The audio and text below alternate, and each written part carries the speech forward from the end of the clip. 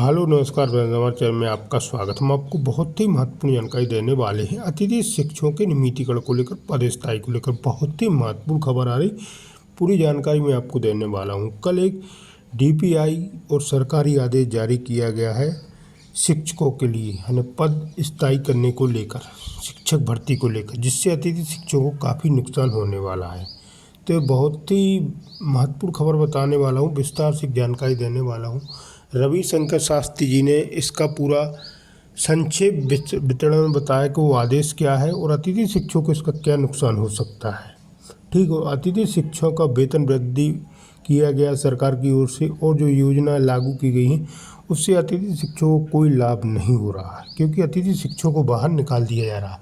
तो लाभ लेने के लिए अतिथि शिक्षक बचेंगे ही नहीं। जो सरकार ने घोषणा की है वेतन डबल, इससे अच्छे जो घोषणा नहीं करते तो अतिथि शिक्षक स्थायी थे। अब जब से घोषणा की है तो अतिथि शिक्षकों को बाहर निकाला जा रहा है। ठीक है, तो क्या कह रहे हैं रविशंकर शास्त्री जी, इसके संबंध में विस्तार से मैं जानकारी दे रहा वाला हूँ और एक वीडियो भी दिखाने वाला हूँ। आप वीडियो में बने रहे। वीडियो अच्छा लगे तो लाइक करें और चैनल को सब्सक्राइब बिल्कुल ऐसी न्यू अपडेट पाने के लिए वीडियो पूरा जरूर देखें। रविशंकर शास्त्री जी ने क्या कहा। वर्तमान में मध्य प्रदेश का अतिथि शिक्षक ठगा ही रह गया जी। बिल्कुल जैसे पूर्व से आज 16-17 वर्षों से मध्य प्रदेश का अतिथि शिक्षक ठगते हुए आ रहा है, वैसे आज भी हम सब ठगे हुए से रह गए हैं जी। अब कहिए क्यों? क्योंकि देखिए 2 तारीख की महापंचायत में जी मध्य प्रदेश के मुखिया माननीय शिवराज सिंह चौहान जी ने हम सबको भोपाल बुलाया था जी। उस तारीख में इन्होंने अतिथि शिक्षकों के भविष्य को सुरक्षित करने के लिए बड़ी बड़ी घोषणाएं, बड़े बड़े मंचों से वादे किए जी। लेकिन आज दिनांक तक अतिथि शिक्षकों का भविष्य सुरक्षित नहीं हुआ। क्यों नहीं हुआ? क्योंकि ये सुरक्षित करना नहीं चाहते थे और केवल घोषणा करना चाहते थे जी। क्योंकि आप देखिए इन्होंने मानदेय संबंधी घोषणा की, वह आदेश आज दिनांक तक जारी नहीं हुआ। और आदेश कब जारी होगा? जब मध्य प्रदेश में उस मानदेय को लेने के लिए कोई अतिथि शिक्षक वर्ग 1 और 2 में रह ही नहीं जाएगा, तभी ये आदेश जारी होगा जी। कहिए क्यों? क्योंकि आज लोक शिक्षण संचालनालय से जो आदेश जारी हुआ है उसमें हमारे वर्ग 1 के 12,000 से अधिक अतिथि शिक्षक भाई बाहर हो जाएंगे जी। उसके बाद अगली श्रेणी में नंबर आता है माध्यमिक शिक्षकों का, यानी कि वर्ग 2 का। उसमें भी कम से कम 30,000 अतिथि शिक्षक बाहर होंगे जी। अब जब बताइए 50,000 अतिथि शिक्षक बाहर हो जाएंगे, ऐसी स्थिति में अब वह मानदेय जो उन्होंने केवल मानदेय मात्र बढ़ाया है जी, उसको लेने के लिए बचेगा कौन जी। पहली बात तो ये हो गई जी। उस मानदेय को कोई प्राप्त करने के लिए रहेगा ही नहीं। उससे पहले ही हम सबको स्कूल से विदा कर दिया जाएगा। ऐसा इस आदेश का परिणाम होगा आने वाले दिनों में, इसी महीने होगा जी। अधिक विलंब नहीं है उसमें, क्योंकि उसमें बाकायदा तारीख है कि किस तारीख तक ये काम होना है। ये बताइए 2 तारीख को महापंचायत बुलाई गई, आप लोगों का अतिथि शिक्षकों का हर जिले से प्रतिनिधि मंडल गया। महापंचायत से अतिथि शिक्षक खुश नहीं दिखाई दिया।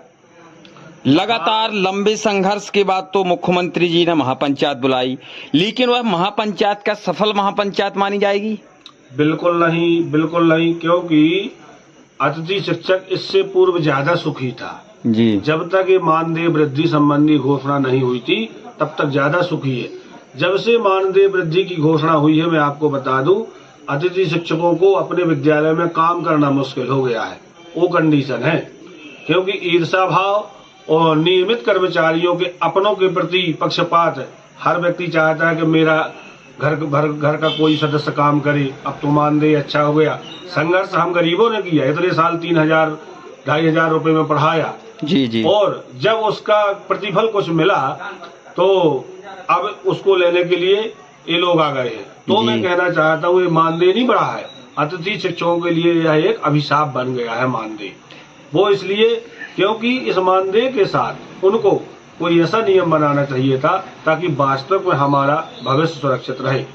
और इसमें सबसे ज्यादा दोषी मैं मानूंगा हमारे संगठन के नेतृत्वकर्ताओं को, जो मंच पर बैठे रहे, फोटो खिंचाते रहे, सीएम साहब का स्वागत करते रहे, लेकिन अपनी मांगे नहीं रखी। हाँ, मतलब इन मंदबुद्धियों को इतना समझ में नहीं आया कि आखिर जो घोषणा मुख्यमंत्री जी कर रहे हैं उसमें हमारा भविष्य कहाँ तक सुरक्षित है, हमारे मध्य प्रदेश के अतिथि शिक्षकों का भविष्य कहाँ तक सुरक्षित है, इनको साफ सूंघ गया था। तालियां तो गजब की बजा रहे थे अतिथि शिक्षक। देखिए, तालियां बजाने में भी एक प्रोपेगेंडा था जी। वो ऐसा था, मैं स्वयं वहां मौजूद था, मैं आपको बताऊं जी कि जो सेक्टर 1 था मंच से ठीक पहले, उसमें सब सीहोर बुधनी वाले अतिथि शिक्षक या उनके आदमी बैठे हुए थे जी। जो किसी भी बात पर ताली पीट रहे थे, उनका अनुसरण पीछे वाले कर रहे थे।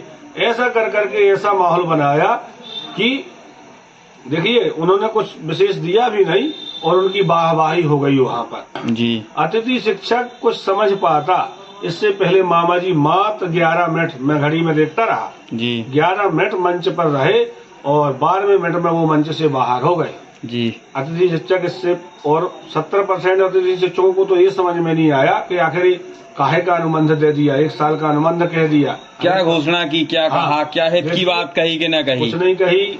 मैं बोलता हूँ कि रोज हमारे अतिथि शिक्षक भाई बाहर हो रहे हैं जी, प्रमोशन और ट्रांसफर से जी। अब वास्तव में यदि भविष्य सुरक्षित इनका करना था जी, तो क्या किया इनके लिए बताइए। जी जी। आज आप देखिए अतिथि विद्वानों की 11 तारीख को महापंचायत हुई, उसमें उनको बोल दिया मामा जी ने कि जो बहुत दिनों से पढ़ा रहे हैं उनको बाहर नहीं किया जाएगा। क्या ऐसा हम सब अतिथि विद्वानों के लिए, ये अतिथि विद्वानों के लिए आदेश आया है। मान लीजिए दोहरा मापदंड। अभी आप हाल में देखने में आ रहा है कि जिले में कुछ अतिथि शिक्षक ऐसे हैं कि परमानेंट शिक्षक उस विषय के संबंधित विषय के आ जाते हैं तो उनको बाहर कर दिया जाता है।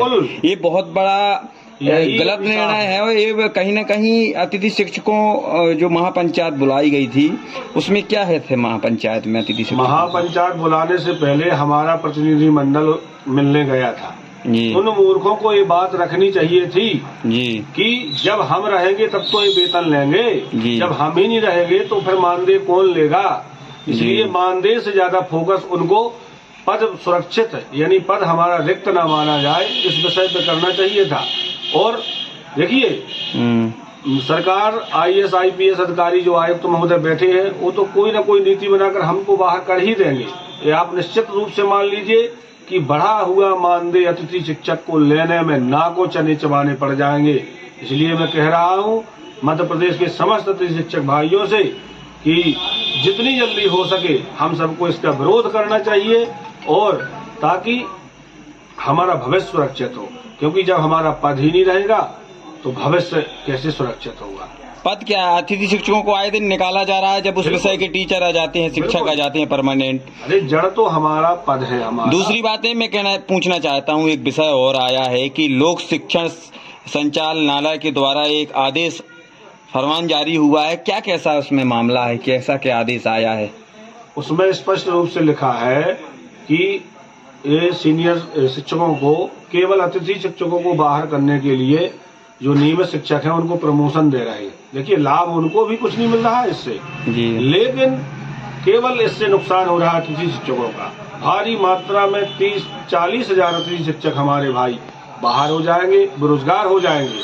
अब बताइए जब बेरोजगार हो जाएंगे तो बढ़ा हुआ मानदेय कौन लेगा। इसलिए कैसे बाहर हो जाएंगे, इसमें कैसा सबको इसका विरोध करना चाहिए। इसमें इस जो आदेश आया है जी इसमें कैसे बाहर हो जाएंगे, क्या प्रक्रिया? आज उदाहरण के लिए मैं वर्ग 1 में काम कर रहा हूँ जी जी उच्च माध्यमिक, वही मैं उदाहरण सहित लोग जाने कि आखिर एक अतिथि शिक्षक के रूप में कार्य कर रहा हूँ जी। अब मेरे स्थान पर माध्यमिक शिक्षक कोई आ जाएगा उच्च पद प्रभार में यानी उच्च माध्यमिक शिक्षक बन करके, तो मुझे उसी दिन उस विद्यालय से उस पद से पृथक कर दिया। वही तो मैंने आपसे पहले भी सवाल किया, वही कुल मिलाकर के आदेश है।